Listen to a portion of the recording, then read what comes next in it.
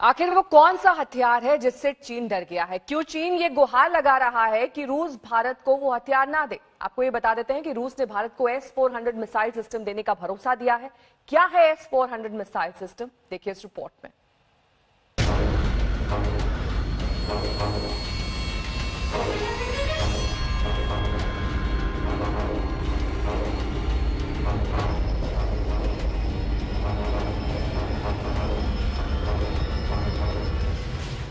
ये है दुनिया के सबसे शक्तिशाली मिसाइल डिफेंस सिस्टम का दम और इसमें भारत के दुश्मनों को बेदम करने की काबिलियत है।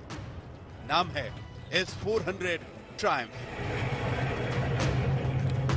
काम है एयरक्राफ्ट, क्रूज मिसाइल और यहां तक कि एटमी मिसाइल को भी हवा में ही मार गिराना। और इसे दुनिया के सबसे खतरनाक मिसाइल डिफेंस सिस्टम की उपाधि मिल चुकी है। इसकी ताकत का राज छिपा है इसमें लगी 3 तकनीकों में। पहली है मिसाइल लॉन्चर, दूसरी है शक्तिशाली रडार सिस्टम और तीसरी तकनीक है कमांड सेंटर। इसकी रफ्तार 600 किलोमीटर की दूरी तक अपने टारगेट को पहचान सकता है और एक साथ 100 से 300 टारगेट्स को ट्रैक कर सकता है। S-400 में फिट मिसाइलें 400 किलोमीटर तक की दूरी तक मार कर सकती है। इसकी मारक क्षमता इतनी अचूक है कि ये एक साथ 3 दिशाओं में मिसाइल दाग सकता है और हवा में उड़ते 36 टारगेट्स को एक समय में निशाना बना सकता है। ये सिस्टम मिसाइल से लेकर ड्रोन तक से किए जाने वाले हमले को नाकाम कर सकता है। इतना ही नहीं, S-400 सिस्टम मिसाइल हमले की स्थिति में खुद एक्टिव होता है और दुश्मन की मिसाइल हो या लड़ाकू विमान, हवा में ही उसे ध्वस्त कर सकता है। आज तक की टीम पिछले साल रूस के सेंट पीटर्सबर्ग के बाहरी इलाके में मौजूद उस फैसिलिटी में भी गई थी जहां भारत को डिलीवर किए जाने वाले S-400 ट्रायम्फ सिस्टम का निर्माण हो रहा था और उसकी टेस्टिंग हो रही थी। S-400 की टेस्टिंग बहुत कड़ी होती है। इसके एक एक पुर्जे को धूल, बारिश, ठंड, हर तरह की परिस्थितियों का सामना करना पड़ता है। दुनिया में अभी तक ऐसा कोई फाइटर जेट नहीं है जो S-400 की रडार से बच सके। शिवरूर के साथ आज तक ब्यूरो। चीन के साथ सरहद पर जहां तनाव है, वहीं तनाव का एक मोर्चा नेपाल बॉर्डर पर भी खुल गया है। बीते कुछ दिन से नेपाल लगातार भारत विरोधी एजेंडा चला रहा है।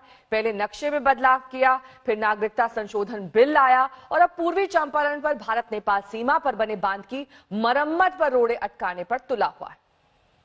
चीन की शह पर नेपाल के तेवर बदले हुए हैं।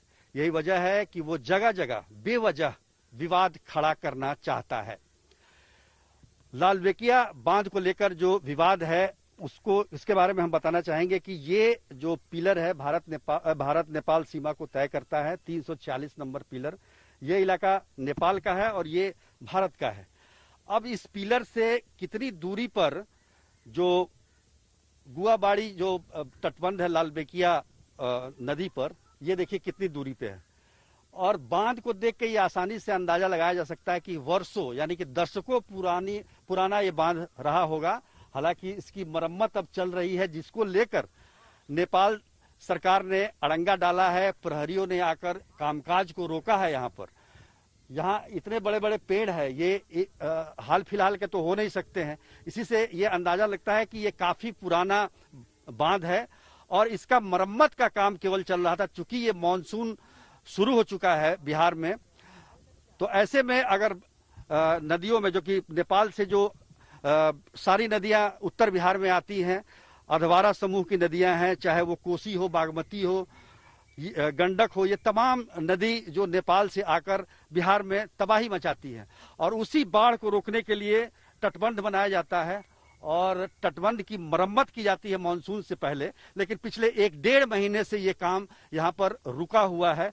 यहाँ तक ये काम होना था भराई का, इसके मरम्मत का, लेकिन ये नहीं हो पाया है और यही वजह बताई जा रही है कि अगर ये काम पूरा नहीं होता है तो बिहार में इस साल अगर बाढ़ का तांडव काफी बड़ा होता है तो बिहार में इसका काफी नुकसान उठाना पड़ सकता है। कैमरामैन नदीम आलम और सचिन पांडे के साथ सुजीत कुमार झा, भारत नेपाल सीमा, पूर्वी चंपारण, आज तक। नमस्कार, मैं हूं अंजना ओम कश्यप। हमें उम्मीद है ये वीडियो आपको पसंद आया होगा।